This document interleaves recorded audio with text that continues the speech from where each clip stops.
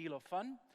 I will introduce my helpers later as they will show you the products and the services that we are currently working on and that we're shipping very soon or are already shipping. But before that, I would like to set up a couple of things to get you into the right mindset of how we think about the problem. In the beginning, we really were very hardware-driven, and we were thinking about a lot of the experiences through automation, and the customer experience was trying to make life easier in the phone, in the car, in the home, and it was driven primarily by hardware interfaces. Then, as you guys know, you've been all there, the microprocessor changed the world, and we moved to a world of digitization. I was actually there when Mr. Leno told Mr. Gates what he thought the word Microsoft were when he was talking about his wedding night, so not a good idea apparently. And so we were thinking how that all would work in terms of how you move the bits from the hardware experience to much more of a software experience with generalized hardware systems underneath. And now we have reached the age of data, the age of intelligence that is moving and changing the way we think about user experiences, about customer experiences, and about what you expect from applications, from systems, how you interact with them. I talked to an SAP person once, and he had an awesome set of data. I thought, wow, these guys are pretty cool. So he said to me that they actually own 60% of the world's GDP. They process 60% of the world's GDP in their SAP systems. And he said to me, you know what? We actually haven't even really started to begin processing data yet, because when they think about data now, they're actually looking at everything that happens around the transactions, not just the booking of the order or the buying of the car. They're actually now looking at, okay, what's happening until I get to the buying of the car? And now we're actually seeing up to 70 times more transactions around the data before we actually get to a purchase experience. And that's really what's meant with the age of data. And applying the intelligence, finding the interesting bits of data, finding the patterns, and really understanding of how to use it to drive your business forward, make your customers happy, is really what we're here to talk about. The engines of data are very clear. We have a lot of mission-critical systems. We invest and use data warehouses. We are thinking a lot about BI. And of course, now you've seen the little rocket ship. You're seeing advanced analytics at work, at speeds and at data volumes that have never been achieved before because of the way the cloud works. And one of the investments we are making is, of course, our SQL Server product. And we are talking about SQL Server 2016 today, the first release, which is really starting with its root in the cloud. And the root in the cloud is important from a number of perspectives. Think about the speed we have in terms of bringing features forward. My team, the Azure team, about every day we ship new code. Every week we update features and functions, and every 6 months we deploy an entire lifecycle. If you look at what happened to SQL Server as a SQL service, it has been moving so fast after coming from behind, because it was an on-premise product moving into the cloud, and it took us a while to make it a cloud product. Now we are really looking at how do we use the agility to make capabilities come up faster? How do we use the immediate feedback that we get? Because we are collecting a lot of telemetry data about the databases that customers use. We don't know anything about the customer data, but we know a lot of things about what's happening onto these servers, what's happening on these databases, and we can effectively apply that feedback right away in the product cycle. And that way we allow the cloud product to harden before we put it into a package that you can then deploy on-premise. Because one of the key things that we are very much invested in is the hybrid cloud, meaning on-premise deployments, public cloud deployments, and mixtures in between. Gartner has graced us with some very nice honors after quite a long time and a lot of work in this business. Microsoft finally made it beyond Oracle, where not only from a vision perspective, but also the ability to execute is finally where Microsoft is ahead of Oracle. I started at Microsoft in April 1991 as an Oracle guy. I used to work with Oracle for DOS. I don't know if you remember Oracle 5.2. If you do, then you have been in this business also quite some time. And Oracle was clearly a much more mature database product even then. But now, 25 years later, we are surpassing them. And the reason is very clear. A, because of you, because you're using the product, you're helping us making the product better. But the primary reason is actually the public cloud. Because we are running SQL Server as a service, we are learning a lot, and we are applying that learning in real time as fast as we possibly can to bring better and new features out. SQL Server 2016 is effectively a product that is driven by all that learning from usage, from your feedback, and we are effectively applying this in a number of areas. Mission-critical OLTP. As I said before, we are now the industry leader in terms of database products. Most secure database. We have done a lot of work to make sure that the database server is as secure as we possibly can make it. There is a lot of investment and focus on that. Highest performing data warehouse. We own the 3 top data warehouse benchmarks, and Oracle is number 4. We also are putting a lot of features into the product that other people charge quite a lot of money for. And we would love to charge that money, but we believe that an end-to-end experience with a lot of features and capability is way more important than $200 more here or there. So from our perspective, you want an end-to-end solution, not just a partial solution which you have to compose together with purchasing additional things. One of the things I'm especially proud of is our integration of the R engine into the SQL Server system. So you not only can run normal T-SQL, you can now also run R scripts, advanced analytics scripts, inside the SQL engine, commingling the data that you already have in the relational or the data warehouse system with advanced analytics using R. And that's certainly a very important piece going forward for analytics and so forth. One other thing we have been doing a lot, where people have been saying we need an in-memory database for this and in-memory database for that, we believe in-memory is something that all of the various workloads need.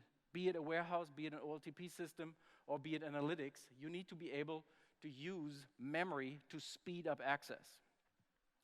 And last but not least, really drive a consistent experience from on-premise to the cloud and to the hybrid experience. In order for you to get a real experience, I would like to get Christina up here, and she will share with you SQL Server 2016 in action. Christina. Hi, everyone. Oh, can you hear me? Hello. I'm going to do 2 different features out of the SQL Server 2016 kit that I think are amazing. The first one I'm going to talk about is StretchDB. I used to be a database administrator in a previous life, and I was constantly having arguments with my SAN administrators about how much space I need to run my databases. The amount of data that businesses are collecting is growing exponentially, so StretchDB is our answer to that problem. So imagine having a database where you've got your hot data, the data that you need for fast access on premises, and the data that you don't need fast access to, but you still want to keep in the cloud without having to change any code in your applications, without having to make any changes whatsoever. And when you do a select statement against that data, it just joins seamlessly and you wouldn't know the difference. That's what StretchDB does for us. So the first thing I'm going to do is show you that we have some tools. So we've got something here called the SQL 2016 Upgrade Advisor. As part of that, in our scenarios section, we've got the StretchDB Database Advisor. So from here, I've pre-run it, pre-cooked. We have a report. So this report looks very familiar. And in this top quadrant here is where you should see the objects where we want StretchDB takes the least amount of effort and will give you the most amount of benefit. So in here, and then we can save the report, and you can click on different objects in here and get a listing of why you shouldn't stretch this table. So you can actually see what's impacted and the reasons why. Once you run that report, I'll come into SQL Server, you can actually now come and run StretchDB. Now, I'm running it on this host here. We have a really good, it's built into the GUI. So I've already enabled it. Again, I've pre-cooked. But we can come in and reconfigure. So in here, we can just go through and we can select our tables. And I'll expand this because also built in is you can actually see some information about all the tables in your database, how many rows they are and the size. So you've got a general idea of already how much you're going to save. I'm going to go down here and I'm going to click on this one, customer stretch. So you can see this one is already stretching. And we'll go next. We run a validation on it and next and finish. So while that's running in the background, I'll come here. So under tasks and stretch DB, we have this monitor. That's what this page is. So the monitor here, you can see the table that I've already stretched. You can get details on how much is on premises and how much is in the cloud. It refreshes. You can get health details. It's an awesome tool. Exciting? Sorry, I'm going to do this really quickly. Cool. Okay. I'll show you the next thing now. So, okay, and that's actually, I'll go back in because you should see that second table pop up. Nope. Anyway, I'll come back to it later.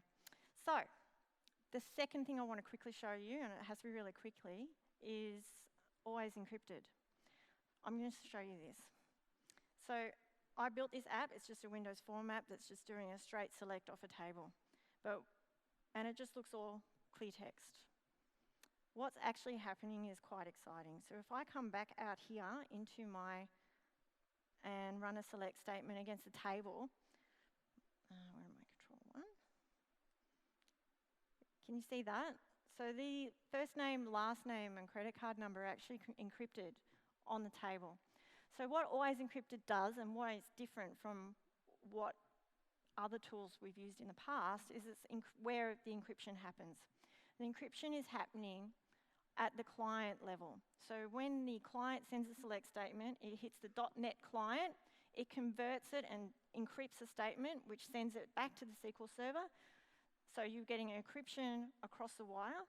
The SQL server then gets the data, sends it back, still encrypted, and it hits the .NET client and decrypts again. So Always Encrypted gives you encryption right across the board. The other really cool thing here is, if you look at this data, you notice there's a little AXX at xxx.com. And if you look at my data here, and I'll go control 1 again. Notice, if you can see that, that's not what's actually in the database. So this is another little function that I've put in called dynamic data masking. So you can also set roles of the people who can see the data unmasked and the people who has to see it masked all the time. So my little app, the data's coming out masked. So that's 2 levels of security. So if you want to see more of this stuff, we've got a couple of sessions through the week that go into this quite deeply. I hope to see you at them. Thank you, Uli. Woohoo! Woohoo! Wow. So encryption is one of those things which is certainly very, very important when you're moving stuff into the cloud and when you're persisting data and showing credit card data, personal identifiable data in a great format that is always encrypted is very, very critical to security, to you, if your data is getting stored by various retail vendors, which we all know happen to be hacked. Now, let's switch gears and talk about the other side of the house. So we talked about the relational database with all the capabilities built into the system, but now we're looking at the world of IoT, the world of connected data. And I won't bore you with the numbers, but the number of data that we're collecting is unbelievably large. Currently in our data centers, we have about 4 exabytes of data under management. Exabytes, not petabytes. And one is, for example, just one data warehouse, which has almost 2 exabytes of data in it to run various internet analytics and so forth. And we are just a small part of how the internet is growing data. And part of this is, what are we seeing people trying to do with this newfound wealth of data? What are they asking and what are they trying to achieve? I assume most of you will have seen the ThyssenKrupp example, which is our elevator friends, and they're really trying to figure out, how do I become a better provider to my customers? they get paid by SLA. Their SLA is effectively you don't getting stuck in an elevator, and the elevator effectively running all day up and down without breaking down. And they're using IoT, collecting data, and they're using Azure machine learning to predict when maintenance needs to happen on the one side. And on the other side, they're actually bringing or telling the field engineer not only that they need to do maintenance, but what are the 2 or 3 top reasons why maintenance is required, so that they can bring the right stuff with them and bring effectively the right material, the right books, and whatever they need to repair or prevent the elevator from breaking. So ThyssenKrupp elevators, 1.2 elevators, 1.2 million elevators that they're working on to deploy worldwide. Our friends from Pier 1 Imports, I don't know if that is a Australian brand as well. Where was I? I was on Manly Beach, and I'm a German by birth, and I saw Aldi and said, wow, I could move here, I could live again, because the Aldi guys are already here, so I will be safe from a food perspective. Pier 1 is a similar thing in the US, where they actually bring a lot of European style goods into the system. I don't know if they're actually coming from Europe or if it's just European style, quote unquote. But these guys are really trying to figure out, how do I tell not what the mass of people would like, but what Uli would like, or what my friend Christina would like. And so they're using machine learning and tracking of your purchasing behavior to effectively predict what are the things that I should offer people like me and really drive a personalized offer. The other one, this is a really interesting one. I hadn't thought about that, but it's a really cool use case for a school. So in the US, I don't know if it's the same in Australia, but there's quite a lot of people that don't make it through high school. They effectively stop going to school, they effectively move into the business world. And this Tacoma-based school worked with us and some data scientists to effectively figure out who's at risk of churning, and also figuring out how to engage those people by giving them offers of school classes that they would be interested in. And I don't know the exact number, but they are seeing a very big increase of people that stay that were at risk. There are other examples for this where people like HP, as a public use case, are using it to predict employees that will churn. Then, of course, you see telcos using this a lot to see if you're going to move to another telco or an internet provider and so forth. So customer churn is a very big one. And then the other one is effectively similar to this ThyssenKrupp elevator piece, where Carnegie Mellon University is using IoT sensors all over the place to effectively figure out how to heat the buildings better, how to use less energy, and how to predict effectively what needs to be changed in terms of repairs, what needs to be optimized in terms of heating, lighting, and so forth. And the questions that you need to ask are very, very similar. You first need to find out what data sets do you need or what is available. You need to get access to these things. You need to shape the data, you need to run experiments, you need to repeat until you figure out, is your hypothesis actually backed up by the data? You need to find the insight, and then you need to operationalize or drive action. So very, very similar activities, very complicated to do, especially when you have a lot of data that you need to worry about. For that, Microsoft has invested in a suite of capability called the Cortana Analytics Suite. And it starts on my left-hand side, so your left-hand side too. Yeah, actually, it works. So your left-hand side is effectively the side that generates information, be it business applications, be it sensors, be it people, be it God knows what. And it flows through an information management layer that allows you to shape the data, to discover data sets and so forth. Then we're storing data, and then you effectively apply various analytics engines into it. Note my word, engines, not just one. There's never a single answer to any question, to my experience.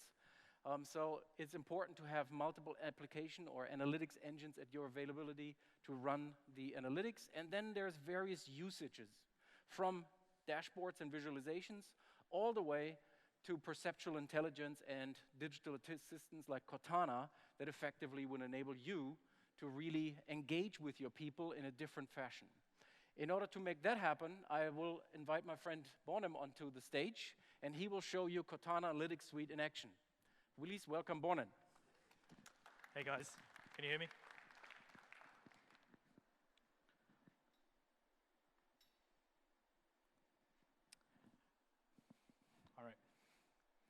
So just a question, show of hands, how many of you have heard of or seen or used or hated or loved howl.net? All right, quite a few hands. It went really popular, so I'm not surprised. Howl.net was, as you might be aware, it was a demo we built for the Build conference, which was held in the US in May. And I thought, for the sake of explaining the different components of the Cortana Analytics Suite, and mind you, those components keep on increasing. So Howl.net has a subsection of all the components. So let me walk you through it, and then we'll go from there. So Howl.net effectively is it's just a website which uses what we call the Face API, which is part of one of the best-of-breed APIs that Microsoft Research has built and published into our Cortana Analytics gallery. So if you go to gallery.cortanaanalytics.com, then you'll see a list of experiments and APIs that are ready for consumption. This is a marketplace of sorts. It's got its own e-commerce engine behind it. So if you are very confident with the API or the intelligence that you build or the models that you build, you can publish them into the gallery itself and then monetize it from there on like a per 1,000 call or per 10,000 call basis. But you can also publish your experiments in there. So this is the gallery which has all the APIs and the experiments that you might publish. Mind you, enterprises can have their own private marketplaces for this as well, or marts for these. In the case of Howl.net, let me just do a quick score. All right, so what you just saw happen was basically the Face API at work. The Face API is a machine learning API that takes a photograph and then scores the faces in the photograph for their age and gender. The components that enable this to happen are effectively, first of all, what we call Azure Event Hubs. Azure Event Hubs are what Uli described in the previous slide, are the large-scale event ingestion engines. They can be utilized for multiple different kinds of events. Event Hubs are fully managed and scaled to millions of events a second. All right, Uli's giving me the slowdown. All right, you showed us a car that's trying to break the speed record. All right, anyway, cool. So we have the Event Hubs, which are ingesting a lot of events. Then we need a way to then apply the analytics, apply the scoring on those events in real time, and then give you back the insight into what those events are being processed as. I'll show you what we call the next step of it, Stream Analytics. Stream Analytics is a part of Azure which is effectively a standing query on an event stream. It uses a very SQL-like language. Let me show you very quickly the Stream Analytics query that I have running. So if I was to go to Stream Analytics and go to one of the queries, so as you can see, this has got an Event Hub endpoint, and that's the query that is, as you can see, it's just 8 lines worth of SQL-like code. I say SQL-like because there is some extra functionality in Stream Analytics itself. The output in this case is I haven't added an output to this one, but to another query is Power BI. So if I open up the Power BI dashboard, that's the live running dashboard of the Howl.net solution. As you can see, we have over 85 million users, unique users to date. We have 575 million photographs, and it's streaming, and the average age today is 28.97.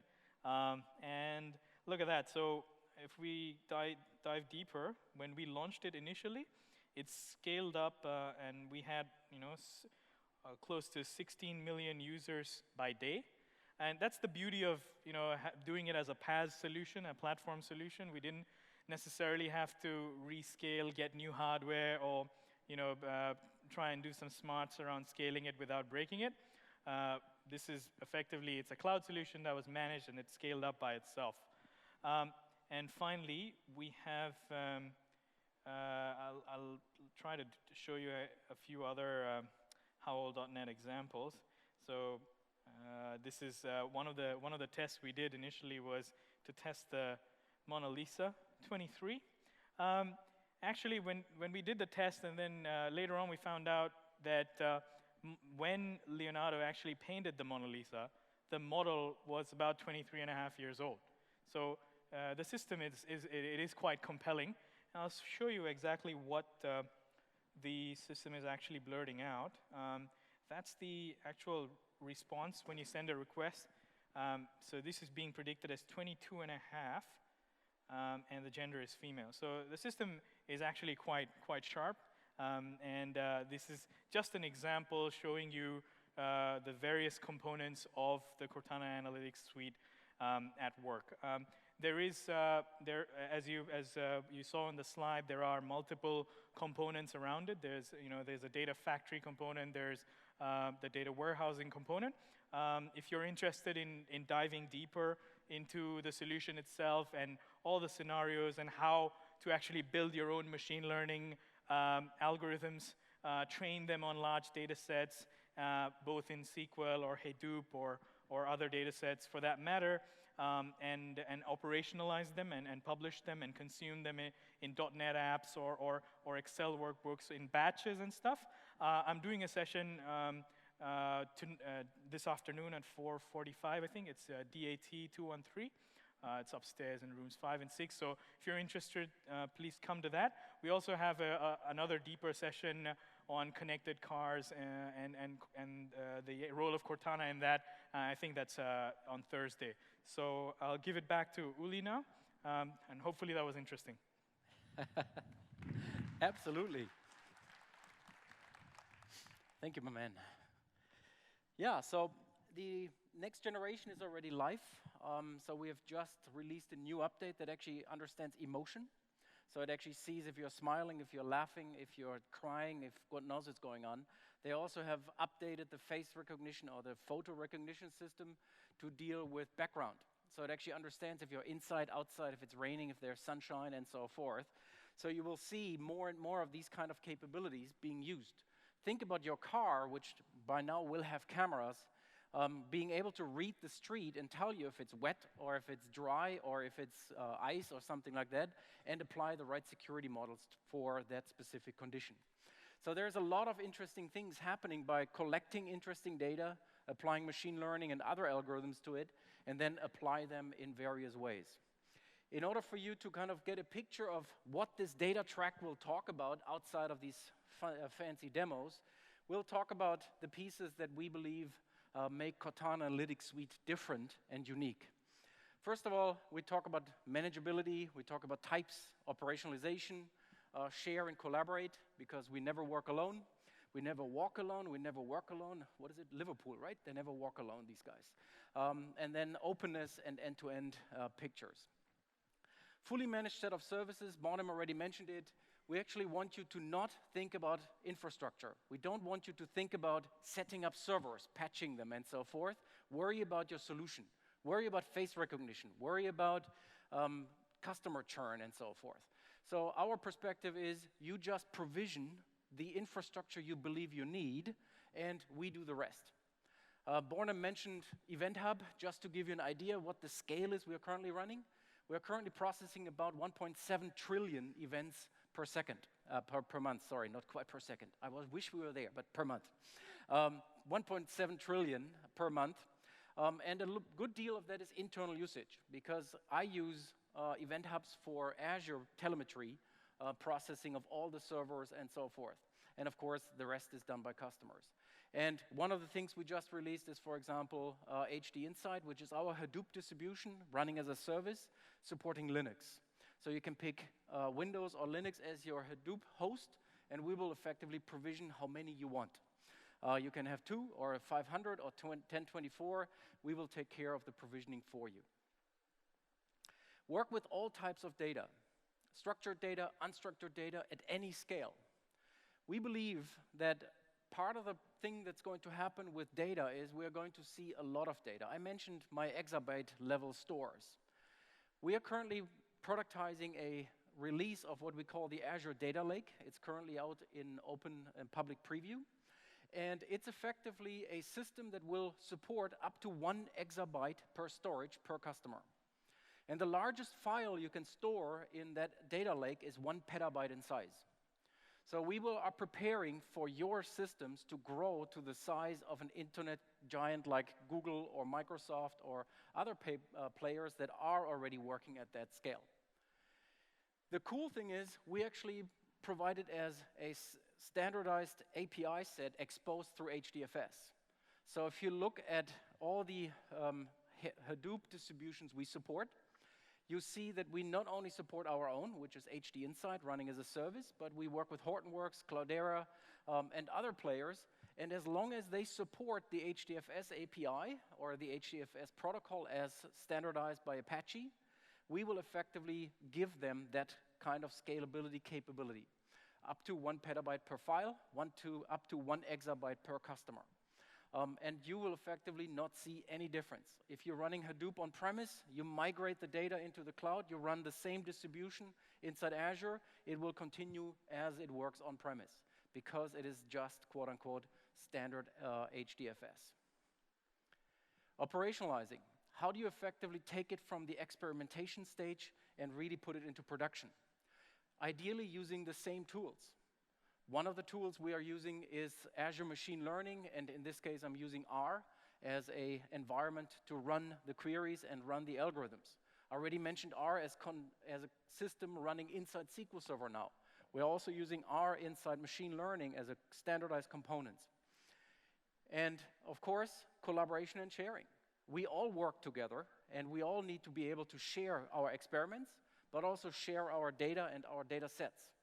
And we just released a new capability called the Data Catalog, which allows you to effectively discover what other people have already published.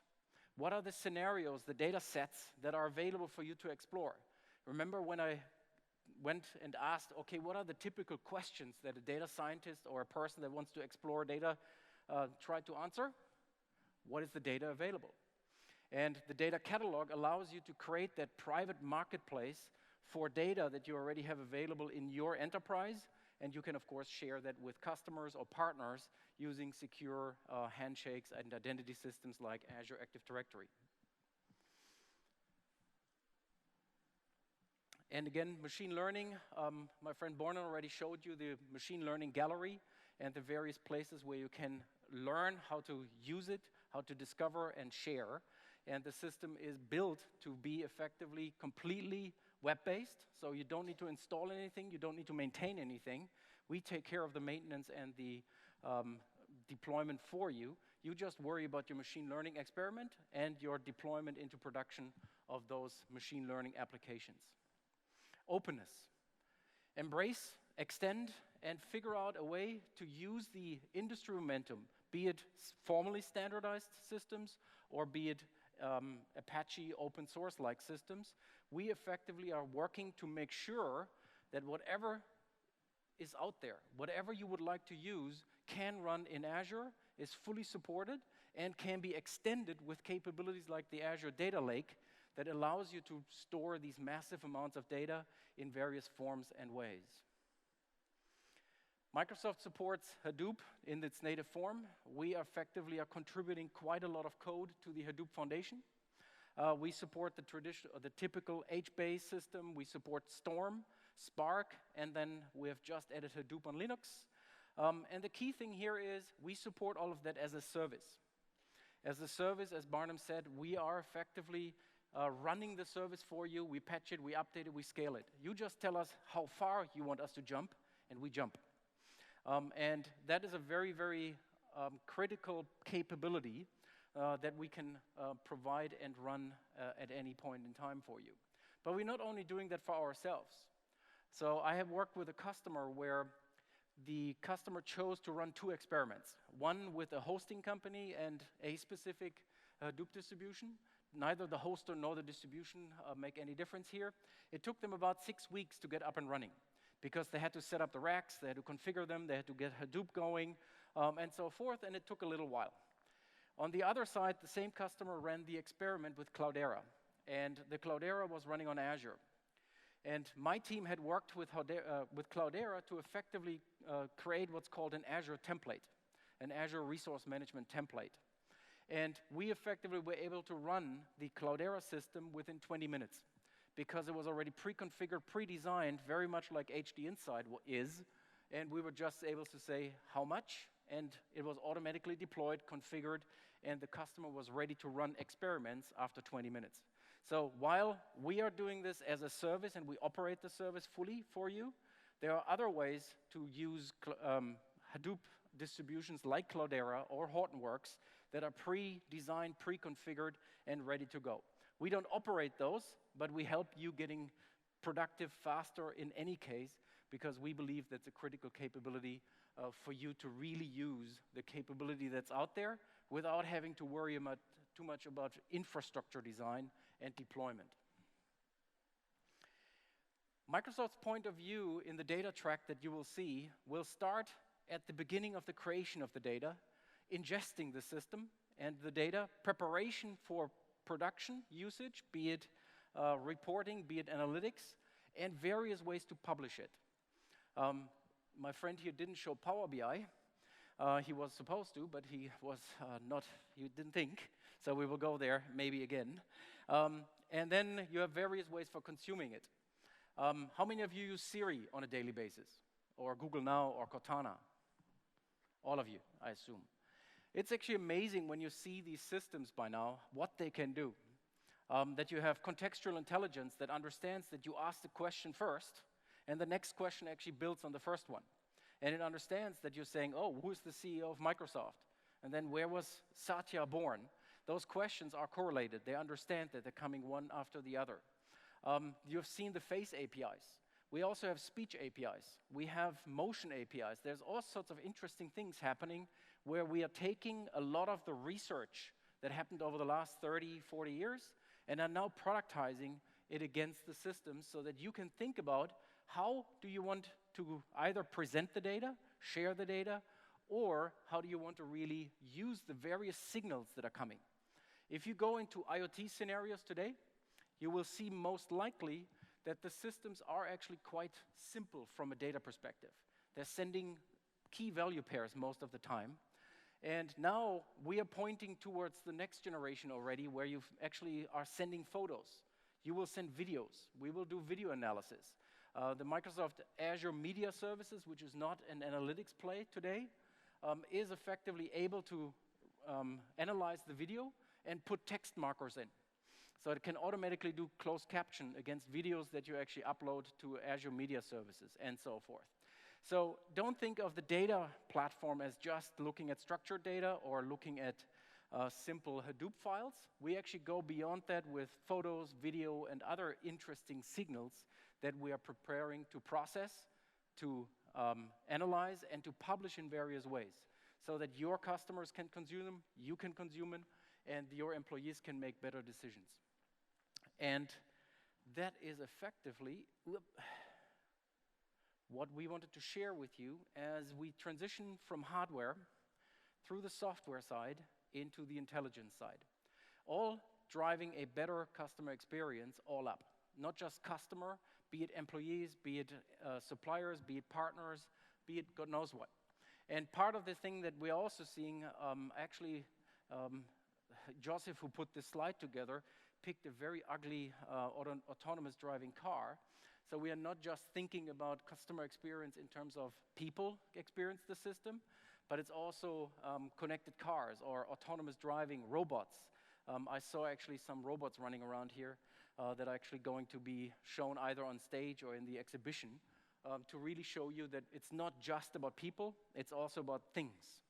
And again, the Internet of Things structure and track is in parallel to the data track, although it really ought to be one, because without data, the Internet of Things is fairly boring.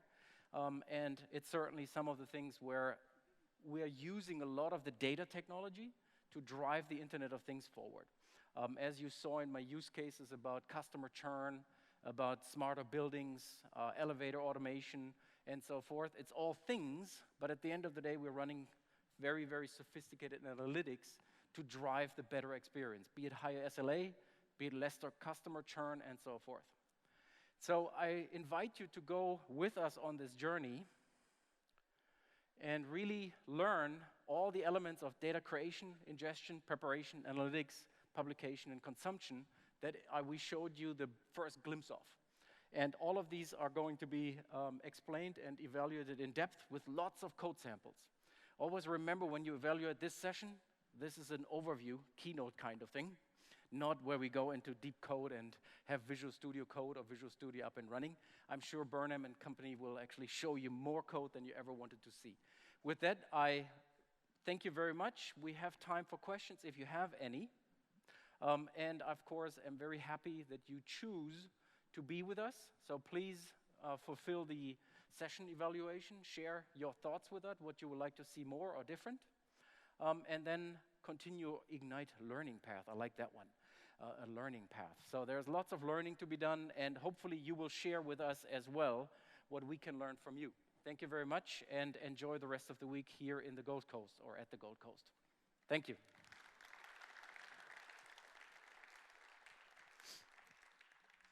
Any questions or thoughts? Otherwise, you can get another coffee. You have time. Okay, there's a question over there.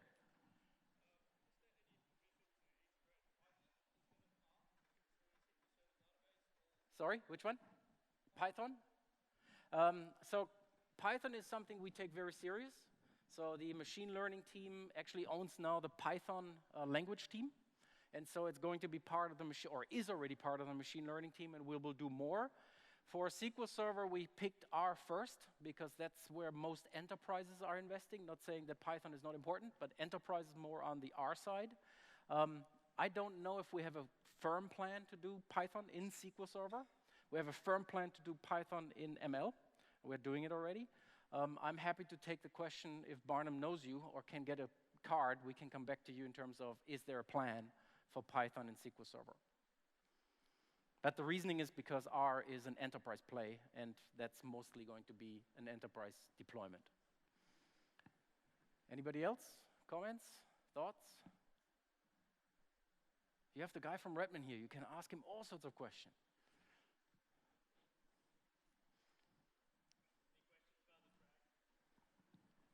Yeah.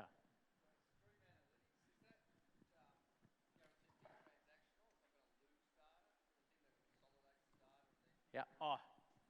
So the question or the observation is, Stream Analytics, is that transactional? Is it going to lose data? So the system that Stream Analytics represents is not really a transaction system. You don't see ACID transactions in there. What you're seeing is an event data stream coming in. And since we're using a service bus derived technology with Event Hub, it actually does support message-like capabilities, like once delivery, guaranteed delivery. And there is actually a data store underneath. So we actually, I think, Event Hub gives you up to 30 days of storage for those events. But once you choose to move them into Stream Analytics, you effectively go into an in-memory pipe, and then you go into a connector into storage again. That's a very common use case where you take a raw event from a sensor or something, and you effectively turn it into something that you want to store.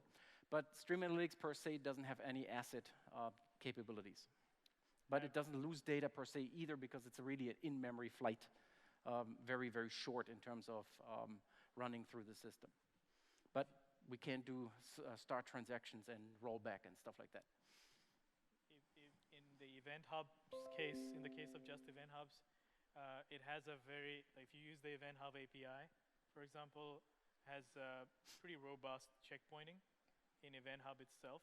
Yep. Stream Analytics is more, as Uli said, it's more of a pulling things out of a stream and aggregating if you want, and giving you, without actually going through putting stuff into a database and then querying the database again, just query on the fly, publish it. In my session tomorrow morning about IoT Suite, I'll actually talk quite a lot about Stream Analytics, because it's a key part of what happens with IoT applications. There's a question over there. Yeah, I've got. So wait. Let's do left first, and then we come back to right. Sorry, left. 2 questions. Firstly, when are we expecting to get the data lake out of preview? And secondly, what is going to be the recommendation for getting data into it from your existing Interesting data? one. Okay. I can't really tell you because the key thing about all of these previews is we need feedback. And we are effectively collecting feedback, and based upon the number of either issues we find or capability requests we get, we determine are we ready or not. So far, I have seen very few, there are some exceptions, public previews that went longer than 6 months.